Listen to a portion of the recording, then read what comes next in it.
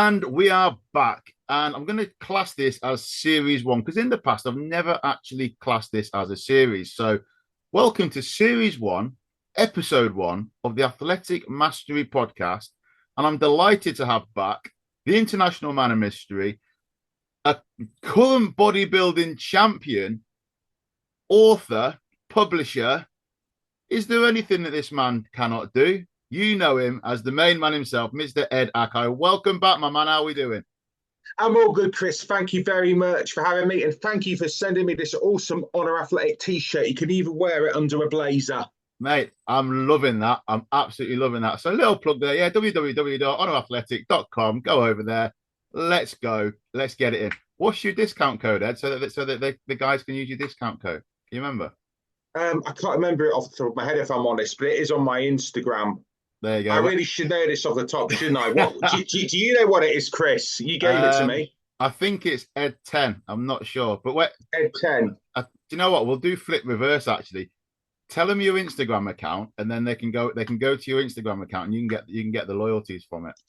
Yeah, sure. So if you go to my Instagram at Ed Akay Model, it gives you information about Honor Athletic and lots of discount codes you can use to get the most of your purchase. It's high quality, really well made, fantastic designs, and most importantly, and I think this is really important, in the era of, shall we say, lots of different international brands, I think it's very important to support homegrown UK brands, support our entrepreneurs, support Honor Athletics, support grassroots athlete.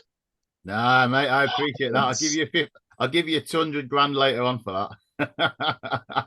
Superb. So since our last conversation that we had, honestly, mate, your world's literally been turned upside down. Obviously, beforehand, you were training for your first bodybuilding competition, and you've really, really hit this, set the standard within the bodybuilding world because your career's just blown up within the bodybuilding world. Tell us a bit more about it. Well, it's a bit insane, really. So what happened was about a month to 2 months after I'd been on the podcast first time round, I did my first ever show at the UK Drug-Free Bodybuilding Classic, where I was obviously coached by our good friend Matthew White of MW7 Performance. I held my own, and then I get this email off the organizer basically saying, look, we've done some research on you. We know about the fact that you've obviously suffered from paralysis and have a slight limp in your left foot. He didn't say it in those exact words, but that was the gist. He'd done some due diligence about me. And what he said was, if you'd like, you might be able to qualify for the Worlds as a physically challenged athlete. And I said, do you want to do it? And I goes, well, actually, yeah, because in real life, you have to sort of look quite closely to see I've got a bit of a gait in my left foot. But on a stage, I'm a bit more exposed because obviously being barefoot, I don't, have like my ankle support on or basketball boots, which really help me mitigate it. So maybe a bit more exposed. But it was a bit surreal, actually. I said, you know what, I'll go and do this. And I just said, look, I'm not registered disabled, just so you know, but I'm definitely up for doing it. Is that fine? And he goes, yeah, go for it. We've done our audition. We know who you are. There's quite a bit about me in the media anyway. So I agreed to do it. And I went to the Netherlands and I did something quite unique. I competed in the physically challenged competition, but also in the able-bodied competition for the men's masters physique. In the physically challenged, I won silver for the UK. It was a bit surreal, to be honest, and I was very humbled and I was in a bit of a state of belief at the time. Yeah, I mean that's absolutely first class, and it just goes to show that when people do the due diligence, in regardless in any form of life, you do tend to find out more about the individual. And obviously, if you're, I think we're in a world now where if you're in the right environment, people want to help you, want to support you, to Definitely. support, and then obviously in return they're going to get some form of credit for it as well. But the fact that obviously you went straight from from obviously background on entrepreneurship, modeling, to then competing in your first show, to then getting scouted, for a better way of putting it, to then go and compete and represent the UK is a hell of a feat. And just in general, when it comes to scouting, it just goes to show that you've got to be at the right place at the right place at the right time, Definitely. and the right people have got to be there. But you weren't expecting this, were you? No, it was just thrown at me, and I was in a state of disbelief. And I would, because it's probably worth saying actually. Now, I actually entered my first comp as a regular athlete, even despite the fact, obviously, I've had this since I was 3, partially paralysed in my left foot.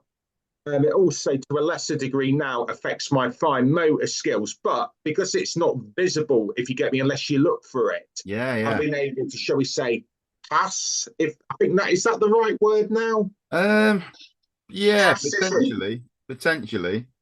Yeah, it's obviously quite a sensitive subject. And so I wasn't expecting that, to be honest, but by any means. But it was what it was, and I was really, really honoured.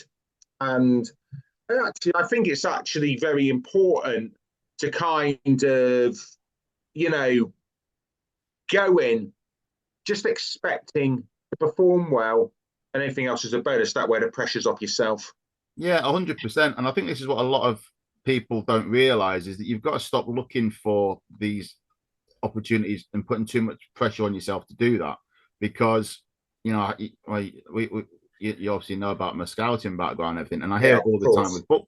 with footballers. What and just yesterday I was asked, what do I need to do to get scouted? And it's like, well, you've just got to get on and concentrate on doing what you're doing. Acceptance of where you're at, and not expecting everything, and just being able to give 100%. Is what is ultimately what's going to get you because obviously if you're talented enough and you show what's required, then obviously you're going to get the rewards, which of course rightly so you've added on that one. So what, in terms of what was your biggest sort of takeaways from obviously entering your first show? What did you learn about yourself? What did you learn about the sport? And what sort of additional motivations and sort of inspirations it giving you moving forward? Sure. So, what I learned about myself, that I like putting myself out there. I mean, I've sort of already known that, but I don't mind doing it. I don't Hmm. actually, it was quite funny. I was noticeably quite relaxed on the stage, and Matt twigged that as well. I didn't have any difficulty on the stage presence side, despite not having the slickest transitions or even all the best posing by any means. But I had a stage presence, Hmm. and it's something I can do quite naturally. I've always actually found being on a stage more, I feel more confident on the stage than I do interpersonally for whatever reason. I guess it's just me. Um, I also learned that I like pushing myself to the utmost limit, because on my first show I entered 2 categories, the men's physique able bodied and the masters men's physique able bodied, and that basically put my body through looks. I had to sort of maintain a look for hours and hours, and I was also on last, well into the night. So Cool. I definitely learned I'm pretty resilient. Yeah. Um, and I think the main thing I'm going to take away from it is I absolutely buzzed off it. And if you love something, it don't become a chore; it becomes a passion. And all this dieting, all this prep doesn't. I just get absolute kick out of it, for want of a better word.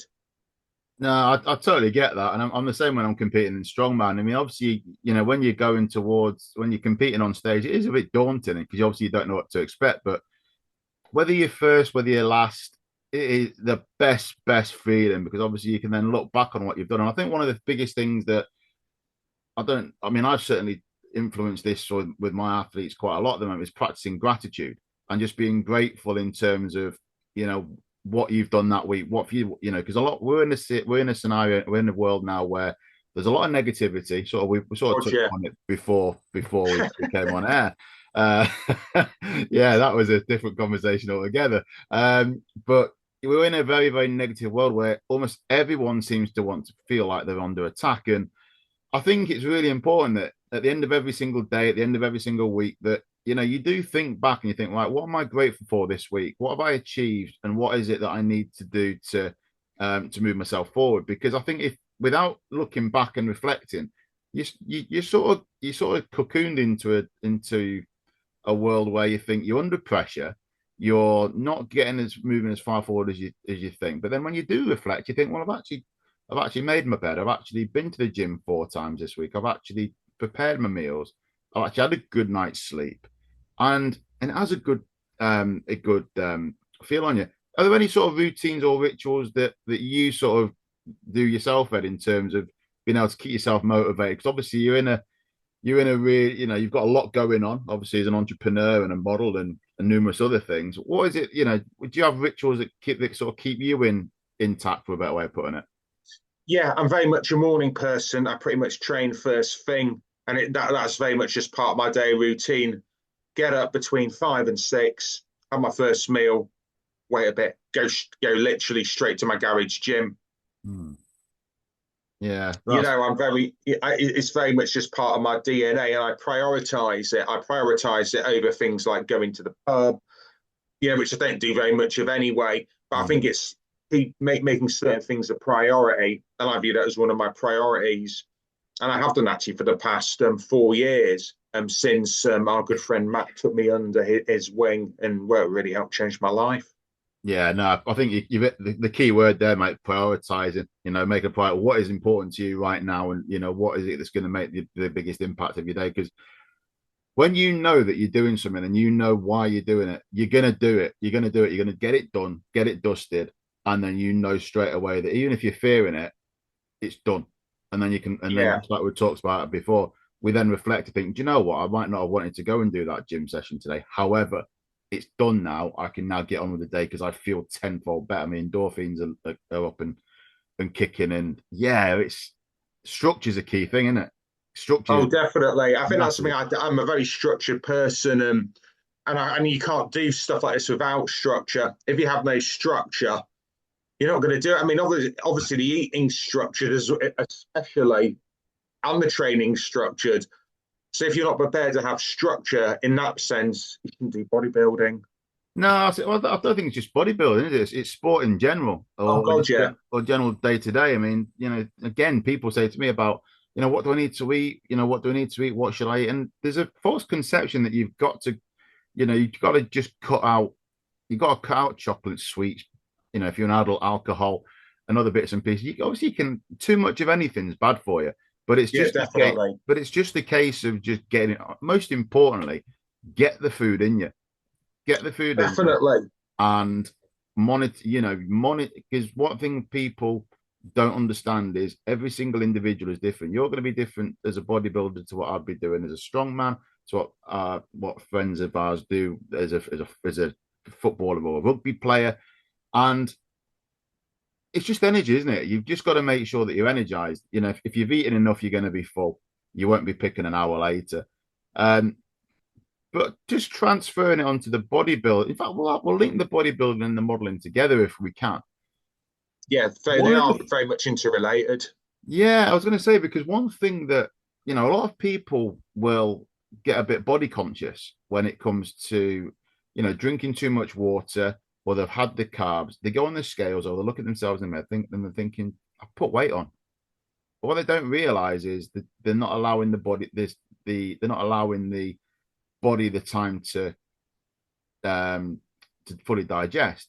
Have you ever sort of come across that in either in your experience or any of the people that you've shot in the past with the photos and that with the Oh photo? yeah, definitely. I mean, that's oddly actually, I don't really weigh myself much because I know a fair bit about obviously water retention as do you, and I kind of think it can be quite misleading. So I literally for the bodybuilding and the one I just go on like photos to be honest mainly.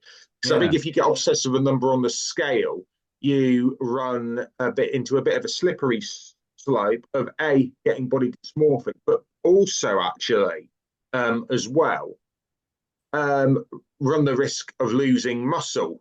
Do you know what I mean? Yeah, 100%. Because do you know what I mean? So I actually go by just the photos that I take every Friday, but I don't actually go by what's on the scale. So that's all right. Say if I don't know, had 6 liters of water now Mm, and weighed myself. yes. To take an extreme example, that's not representative of my actual body composition. Yeah, no, well, this is exactly it. And I think a lot of people don't understand that your body is roughly about 75% of you start again. Water is actually about 75% of the weight that you've got that you transition to anyway. So, like you say, if you are looking at the scales, you weigh yourself at 7 in the morning, you could be, I don't know, 74 kilos, for example. You weigh yourself again at 12 o'clock, you could be 75, 76 kilos. But then what you got to think about is at 7 o'clock, you might not have had any food in your body. Your stress levels might be a little bit lower than say what they are at 12 o'clock, because of course you've got 1,000 things going on in your head, unless you've got that structure in your day, which you sort of alluded to earlier on. So no, that's perfect. So what's next for Ed Akay now then, moving forward? Well, we're going to be doing some photo shoots actually fairly soon. In fact, like one of my photographers, a guy called Jason Redding, who I've had a lot of front covers with, actually is writing a book based on my life, my rather odd backstory of recovering from paralysis to doing what I'm doing today. And he's coinciding it with photos we've shot together over the years. I think we've had 30 front covers, like probably just less than half of my front covers have been with Jason. Hmm. Then I've got the UK International Championship in Coventry in bodybuilding. Then I'm going to the Natural Universe in Hungary at the end of October. So Blimey, it's pretty hardcore as part of the UK team. wow, wow, that's some schedule you got coming up there. And again, it just goes to show that when you put yourself out there and you do something that you've always wanted to do, whether you're 21, 29, 30, 41, whatever it might be, opportunities are still out there. And I think what we've sort of spoken about today, obviously you're living proof of that, going from having paralysis when you're younger, overcoming it, not allowing it to bring you down, and almost using it as a motivation to prove to not just everybody else, but to yourself, Definitely. and show to everybody that it can be done, but it just requires cojones. Once you've got, and for those that don't know what cojones means, it basically means balls and courage. So once you've got the courage to do it, and you put yourself out there, like Ed's, proof is in the pudding there with what Ed's done over the last 6 to 12 months. Going to Hungary, representing your country in a sport that, in the nicest possible way, you're brand new to. Yeah, definitely. It speaks volumes, and it just emphasizes the fact that if you really want something, you do whatever you need to do to do it. So That's very true. Very true.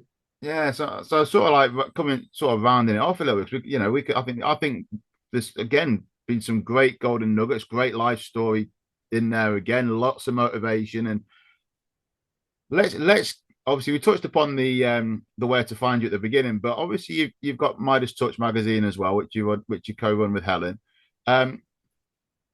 For anyone that's wanting to get a bit more information or even subscribe to Midas Touch, just want to run through very quickly what Midas Touch is all about, and sort of where they can go to download the latest editions. Of course, yeah. Midas Touch is basically a fashion, photography, and sport magazine, which showcases various talents, including Honor Athletic, which is a brand partner. And you mysteriously get a lot of front covers. Yeah, mate, I love that. I love that.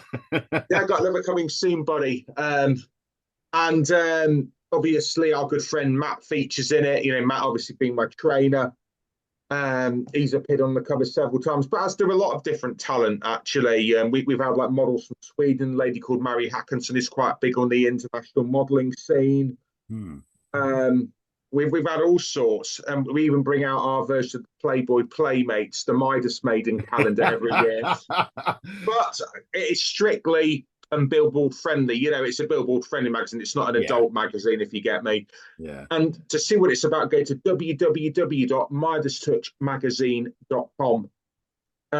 Midas Touch came basically about because I was wearing a Gold's Gym Best for a photo, and it was a really good photo. And I said, "Oh, this is like Midas Touch. It's just a really good photo." And then it kind of stuck. And then I formed a magazine off the back of a random photo. And there's also that 80s song. I've got the Midas Touch by I think it's Midnight Star. I think they're called. It's Absolute going around in quality my head at music. this moment in time now. Indeed, you know, we would have both been probably about 3 years old when it was released, but it stood the test of time. Mate, I'll tell you what, when it comes to music, music is the motivation. Music's just life because I look back and I remember as a going off the subject here, I remember as a 5 year old dancing around in my bedroom to MC Hammer, Can't Touch This. And me if I ever do anything wrong if there's ever a way that my mum and dad can embarrass me, it's by finding that video that they took of me dancing around at 5 years of age when I fell down and banged my head against me against my bed just by doing the MC Hammer dance. And that, but again, that song stuck with me for so many years. And funny enough, it came on at Christmas. And Yeah, then, I mean, to be fair, I'd had one or two sherbets by this. MC Hammer came on about 10 o'clock at night. So I was like, bugger this, I'm getting up and started dancing to MC Hammer again. funnily enough, actually, that bass line I think was sampled of a funk singer called Rick James. I think it was the do do do do do do do. Can't touch Um, this. that's it. And touch this. Especially kicks. I'm not going to try rapping. Um, he he sampled that, but actually he did some quite good stuff actually before that. You know, he was a bit more undergroundy. MC Hammer's from Oakland. And I've Yeah. actually listened to his first couple of albums before he went massive. Because I do like my underground 80s hip hop. And he had a bit of a rawer sound before he went, you know, full on commercial. He actually got quite a lot of stick at the time at MC Hammer. But looking back on it, he did pave the way for more commercial rappers. And they all sort of owe it to him a bit. He's very, Yeah. you know, he's very much a bit of an unsung hero. Oh, he was great. He was And great. he's a good technical rapper as well, a really good technical rapper. He doesn't get the full credit for his technical rap skills. Yeah, well, that's it. And it actually had rhythm, unlike a lot of the stuff that comes out today, which ends up going political. But again, we won't touch upon that again. We won't go down the politics route again. And also MC Hammer, he was better than Vanilla Ice, the other pop Oh, rapper at the time. yeah, no, that's it. Well, I think that MC Hammer definitely had more more rhythm for sure. So MC Hammer, we're giving you a little bit of credit here. So if you want to pay us a few loyalties for that, feel free to tap me and Ed up on Instagram, and we'll get a commission later on. I'm joking, but I'll now be honoured. mate, it's been great. But now, Ed, I've loved having the conversation. It's always a pleasure and to catch up, mate. Just remind the guys again where they can find you, reach out to you, because obviously you've got not just the Midas Touch, not just your own career, but you have got some business opportunities as well, openings there as well that people can get you involved with if they need to as well. So where can they get in touch? Sure, you can go to www.edakay.com where you can get my contact details, go to my Instagram at Ed Akay Model, and also on my website. Helen now has a designated page because she's effectively becoming my manager and she Okay. has her own booming career. In fact, we do a lot of our photo shoots together, being a genuine actual couple. And yeah, you can learn more about myself and my beautiful wife, Helen, who I'm very, very blessed to have. Yeah, another on an athletic athlete as well. Indeed. Yeah, and if you don't believe in the chemistry, guys, just go onto the on our athletic website, because there's a very, very good chemistry between the pair of them when they are actually doing the shoots as well. So Ed, my mate, it's been absolutely brilliant. I've loved catching up, loved sharing the story, and thanks again for your time, my man. It's been absolutely brilliant. And I think on behalf of myself and all the rest of the listeners and the viewers, we wish you the very best out in Hungary and for the rest of the competitions. And I've got no doubts whatsoever we'll be catching up on your return and getting you back on soon again, my mate. So again, thanks very much, guys. Please do get in touch with Ed if you need him. Follow him on Instagram. Check out his website if you are a podcast host or presenter, and I'm pretty sure that you won't regret it. So Ed, thanks very much, my man. Thank you very much, Chris. Appreciate it.